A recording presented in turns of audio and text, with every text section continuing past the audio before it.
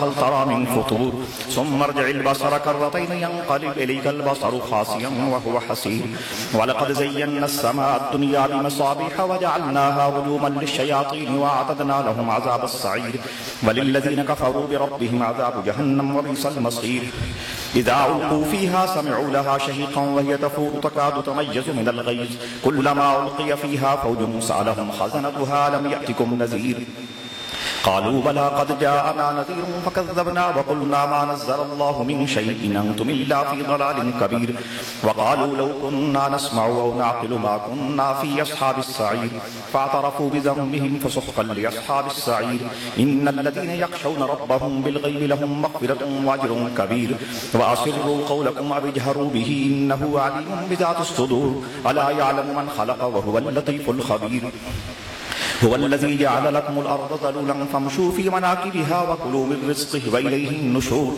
أأمنتم من في السماء أن يخسف بكم الأرض فإذا هي تمور أم أمنتم من في السماء أن يرسل عليكم حاصبا فستعلمون كيف نذير ولقد كذب الذين من قبلهم فكيف كان نكير أولم يروا إلى الطير فوقهم صافات ويقبض ما يمسكهن إلا الرحمن إنه بكل شيء بصير أمن هذا الذي هو جند لكم ينصر من دون الرحمن إن الكافرون إلا في غرور أمن هذا الذي يرزقكم إن أمسك رزقه بل لجوا في عتو ونفور أفمن يمشي مكبا على وجهه أهدى أمن يمشي سويا على صراط مستقيم قل هو الذي أنشأكم وجعل لكم السمع والأبصار والأفئدة قليلا ما تشكرون قل هو الذي ذرأكم في الأرض وإليه تحشرون ويقولون متى هذا الوعد إن كنتم صادقين قل إنما العلم عند الله وإنما أنا نذير مبين فلما رأوه زلفة سيئت وجوه الذين كفروا وقيل هذا الذي كنتم به تدعون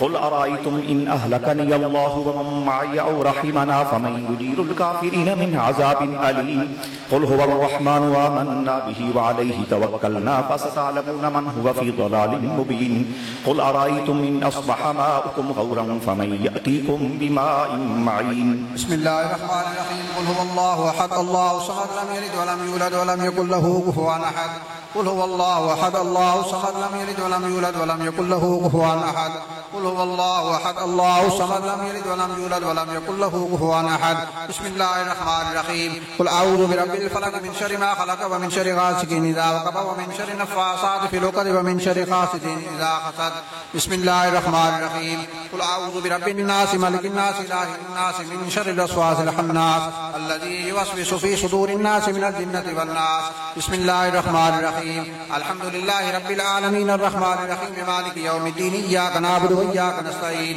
اهدنا الصراط المستقيم صراط الذين أنعمت عليهم غير المغضوب عليهم ولا الضالين بسم اللہ الرحمن الرحیم الف لام میم ذالک الکتاب لا ریب فیہ ھدی للمتقین الذین یؤمنون بالغیب ویقیمون الصلاة ومما رزقناهم ينفقون والذین یؤمنون بما انزل الیک وما انزل من قبلک وبالآخرة هم یوقنون اولئک علی ھدی من ربهم واولئک هم المفلحون ما كان محمد ابا احد من رجالکم ولكن رسول اللہ وخاتم النبیین وكان اللہ بكل شیء علیما ان اللہ وملائکته یصلون علی النبی یا ایھا الذین آمنوا صلوا علیہ وسلموا تسلیما سبحان ربک رب العزة عما یصفون وسلام علی المرسلین والحمد للہ رب العالمین.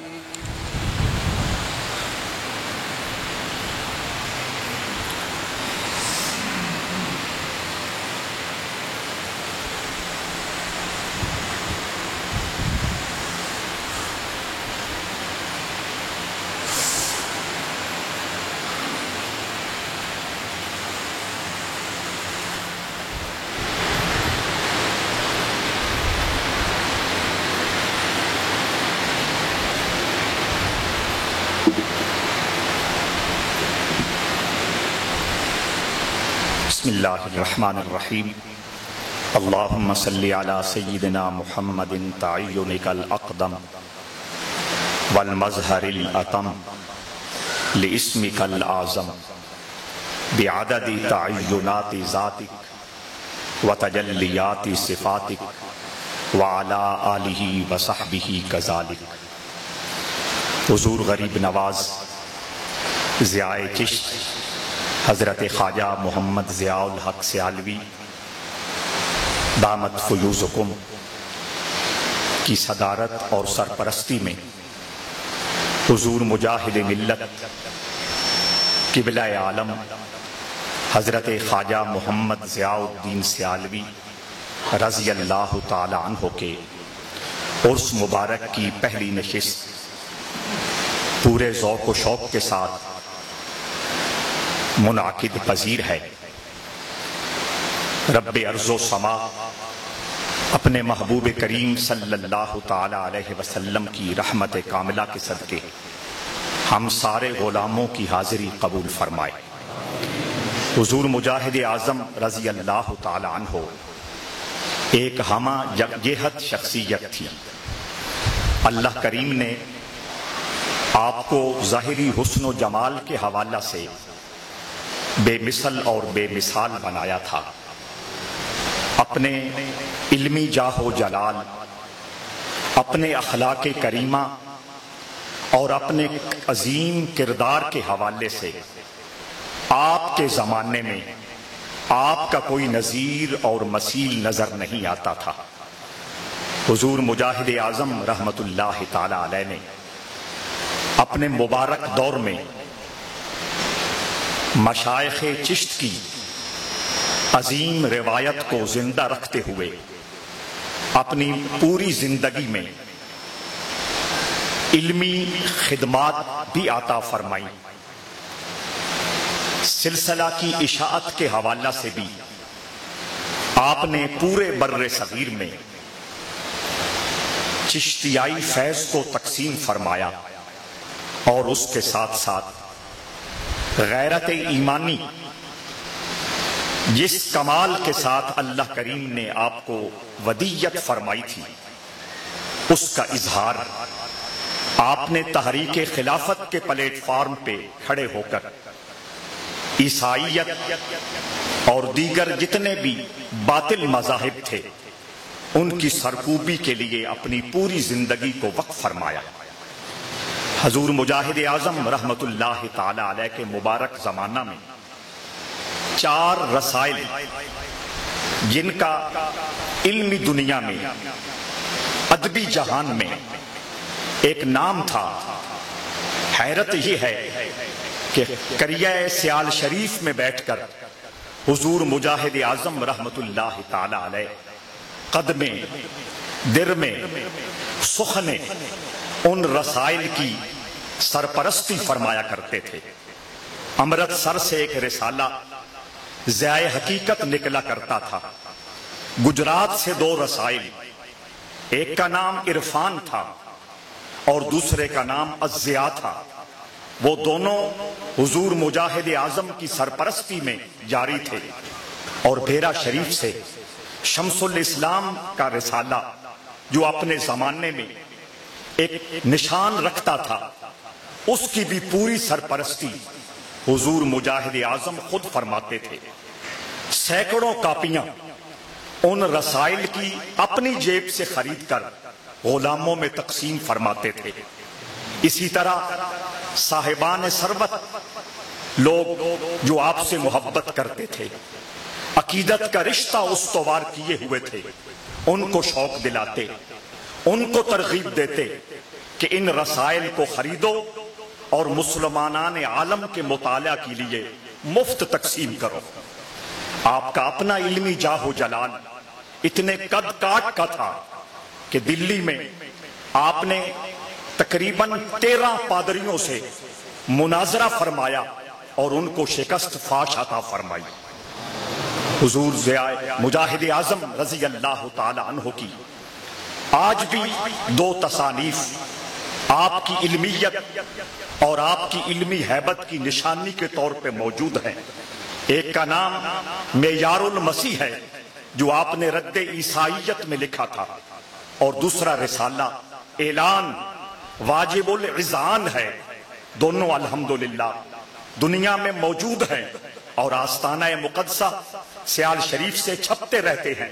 پیر بھائیوں کی خدمت میں دست بستہ عرض گزار ہوں کہ آستانہ مقدسہ کے متعلقہ جتنے ملفوظات کی کتابیں ہیں، مشائخ کرام کے احوال و آثار کے حوالے سے کتب موجود ہیں، اور ہمارے اکابر نے مختلف موضوعات پر جو کتابیں تصنیف فرمائی ہیں ان کا مطالعہ کیا کرے۔ اس طرح بازاری مواد سے بندہ بچ جاتا ہے، صحیح، سچا اور علمی مواد جو آستانہ مقدسیہ کی مہر سے چھپتا ہے اس تک رسائی ہو جاتی ہے، معلومات خوبصورت ہو جاتی ہیں، روایات پختہ نصیب ہو جاتی ہیں، اور سب سے بڑھ کر ان مبارک تذکار کے پڑھنے سے اپنے مشائخ کرام سے محبتوں اور عقیدتوں کا سلسلہ تازہ ہو جایا کرتا ہے۔ حضور مجاہد اعظم رضی اللہ تعالی عنہ علمی شان و شوکت اور علمی کر و فر کے ساتھ ساتھ اپنے اخلاق کریمہ کے حوالہ سے بھی بے مثل اور بے مثال تھے۔ صرف ایک بات عرض کر کے گفتگو کو سمیٹنا ہے۔ آپ کے مبارک زمانہ میں آپ کے خادموں میں سے اور بے تکلف کا نام تھا، سائیوال کے رہنے والے تھے، دلی سے انہوں نے طبابت اور حکمت پڑھی تھی۔ حضور مجاہد اعظم ان کو مزاحن مختصر کے نام سے بلایا کرتے تھے۔ یہ محمد علی مختصر کہتے ہیں۔ ایک مرتبہ ساہیوال سے آتے ہوئے میں نے حضور مجاہد اعظم کے لیے بیر خریدے، تقریباً 2 کلو ان کی مقدار ہوگی۔ اپنے تئیں میں نے سوچا کہ ان کا رنگ بھی اچھا ہے، موسم بھی ہے، یقیناً بڑے لذیذ ہوں گے، بڑے میٹھے ہوں گے، اور خوشی خوشی آستانہ مقدسہ پر میں حاضر ہوا۔ آپ کے ایک خادم نے آپ کی خدمت میں پیش ہونے سے پہلے ایک بیر اٹھا لیا، اس کا ٹیسٹ لیا، اس کو چکھا، اور اس خادم نے کہا یہ بیر میٹھے نہیں ہے۔ میرا دل پھٹ گیا، میں پریشان ہو گیا، خاصا حوصلہ ٹوٹ گیا۔ سوچنے لگا پتہ نہیں میں نے کتنی مشکل سے یہ بیر خریدے تھے اور کتنی محبت اور چاہت سے حضور بندہ نواز کی خدمت میں پیش کر کے آپ کی محبتیں اور آپ کی مسرتیں سمیٹنا چاہتا تھا۔ بظاہر یہ جو معاملہ ہو رہا ہے حضور مجاہد اعظم کی نظروں کے سامنے نہیں ہے، پس پشت ہو رہا ہے۔ کچھ دیر کے بعد مجلس برخاست ہوئی، محفل ختم ہوئی، لوگ ادھر ادھر ہوئے، حضور مجاہد اعظم بھی اٹھ کے کھڑے ہوئے اور مجھے فرمانے لگے مختصر وہ جو میرے لیے بیر لائے ہو وہ کہاں ہے؟ اس وقت میری خوشی دیدنی تھی، میرا قد آسمان کو چھو رہا تھا کہ اتنا رحیم، اتنا کریم، اتنا بندہ نواز اور اتنے فراست مومنانہ کا مالک اللہ نے مجھے شیخ عطا فرمایا ہے۔ خادم نے جلدی سے وہ پوٹلی اٹھا کر میرے حوالے کی، میں نے ادب و نیاز کا مجسم بن کر آپ کی بارگاہ ناز میں وہ بیروں والی پوٹلی پیش کی، آپ نے ان کو خود پکڑ لیا۔ خادموں نے چاہا کہ ہم پکڑیں، آپ جدھر رکھنا چاہتے ہیں، بھیجنا چاہتے ہیں، لے جانا چاہتے ہیں، ہم خدمت کریں۔ اس وقت آپ نے مزید کرم فرماتے ہوئے ارشاد فرمایا، مختصر نے یہ میرے لیے، میری محبت کے لیے بیر لایا تھا، ان کو خود ہی اٹھا کر میں گھر لے جاؤں گا۔ حضرات زیوکار، یہ وہ کریمی ہے، یہ وہ بندہ نوازی ہے، یہ وہ لجپالی ہے جو دربار رسالت صلی اللہ تعالی علیہ وسلم سے ہمارے مشائخ کو اللہ نے عطا کی ہے۔ شہر مدینہ میں ایک کملی عورت ہوا کرتی تھی، مجنو عورت ہوا کرتی تھی۔ سرور کائنات صلی اللہ علیہ وسلم جس راستے سے گزر رہے ہوتے، اگر وہ سامنے آ جاتی، حضور کو روک لیتی، حضور سے باتیں کرنا شروع کر دیتی، اور جب تک اپنی کملی سیانی باتیں ختم نہ کر لیتی، حضور کو آگے نہ جاننے دیتی، اور حضور بھی کمال شفقت فرماتے ہوئے، انتہا کی بندہ نوازی فرماتے ہوئے اس کی باتیں سنتے رہتے۔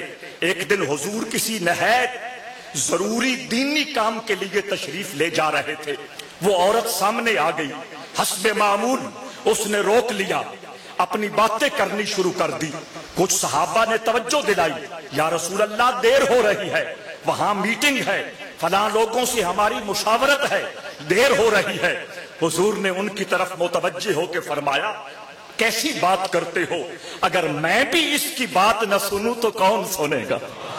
یہ وہ انداز محبت ہے اور انداز کرم ہے جو دربار رسالت صلی اللہ تعالی علیہ وسلم سے ان ہستیوں کو ودیجت ہوتے ہیں، نصیب ہوتے ہیں۔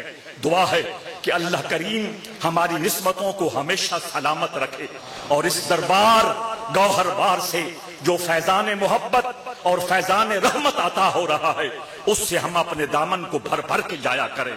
وما علی الا البلاغ۔ بسم اللہ الرحمن الرحیم۔ لا يستوي أصحاب النار وأصحاب الجنة، أصحاب الجنة هم الفائزون۔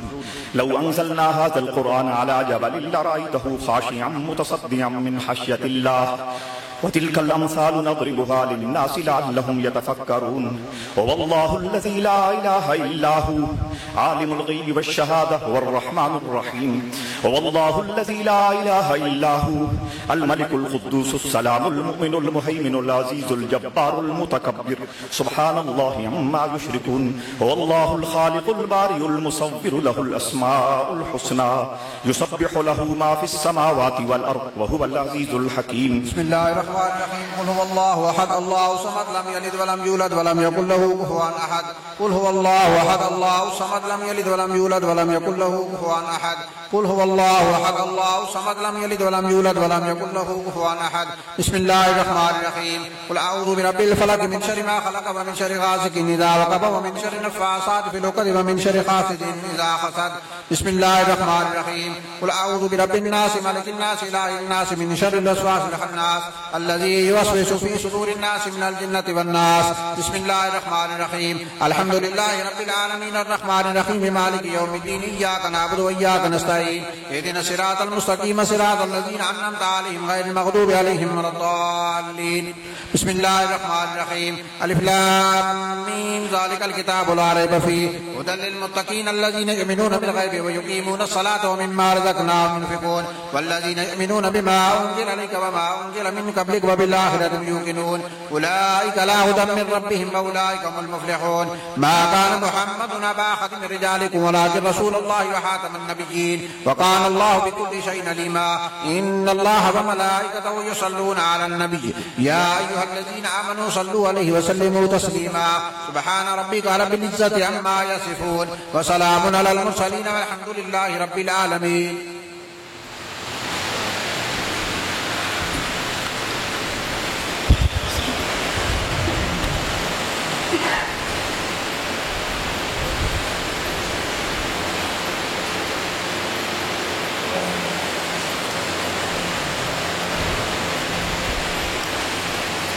دعا خیر برحمتک یا ارحم الراحمین۔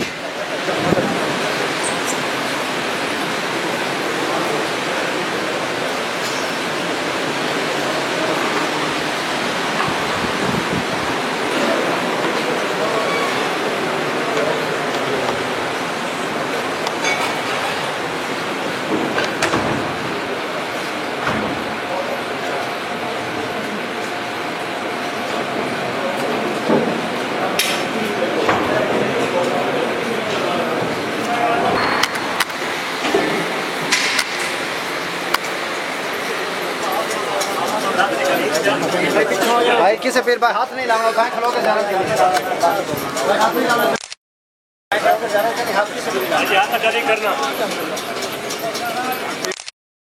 کرنا چھوڑ دے تھوڑا پیچھے